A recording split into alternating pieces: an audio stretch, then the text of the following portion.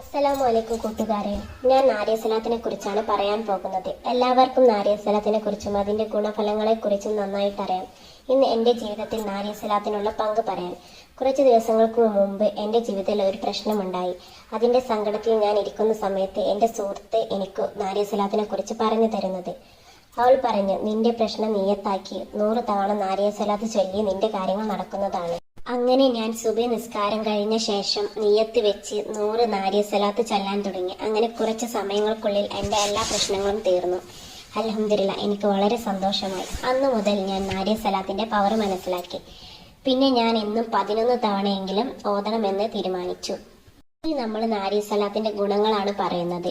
ഒരാൾ ദിവസവും എല്ലാ ഫർദ് നിസ്കാരത്തിന് ശേഷം 11 തവണയെങ്കിലും അല്ലെങ്കിൽ സുബഹി നിസ്കാരത്തിന് ശേഷം 41 തവണ നാരിയസലാത്ത് ചൊല്ലിയാൽ ആ കുടുംബത്തിൽ ഒരിക്കലും ദാരിദ്ര്യം ഉണ്ടാവില്ല. അയാളുടെ സമ്പത്ത് വർദ്ധിക്കും. പിന്നെ അള്ളാഹു അയാൾക്ക് പരലോകത്തും ഇഹലോകത്തും ഉയർന്ന പദവി കൊടുക്കും. നമ്മൾ ഒരുപാട് കാര്യങ്ങൾക്ക് വേണ്ടി ശ്രമിക്കും. അതായത് ഒരു ജോലിക്ക് വേണ്ടി, ബിസിനസ് തുടങ്ങാൻ വേണ്ടി, അല്ലെങ്കിൽ മറ്റെന്തെങ്കിലും കാര്യങ്ങൾ തുടങ്ങുമ്പോൾ ഒരുപാട് ആളുകൾ നമ്മളെ മുടക്കാൻ വരും. അപ്പൊ അവര് പറയും നടക്കൂല, അത് പൊട്ടും, ശരിയാവില്ല എന്നൊക്കെ പറഞ്ഞ് ഒരുപാട് ആളുകൾ നമ്മളെ മുടക്കാനായിട്ട് വരും. പക്ഷെ അവരെ ആഗ്രഹങ്ങളൊന്നും നടക്കൂല. അള്ളാഹു അയാൾക്ക് സംരക്ഷണം നൽകും. അതുപോലെ നാരിയസലാത്ത് ചൊല്ലുന്ന ആളുകളുടെ കുടുംബത്തിന് സന്തോഷവും സമാധാനവും ബർക്കത്തും ഉണ്ടാകും. എല്ലാ കടങ്ങളും വീടി കിട്ടും. നമ്മൾ ആഗ്രഹിച്ച എല്ലാ കാര്യങ്ങളും നടക്കും. ഞാൻ ദിവസവും ചൊല്ലുന്ന സലാത്താണ് നാരിയസലാത്ത്.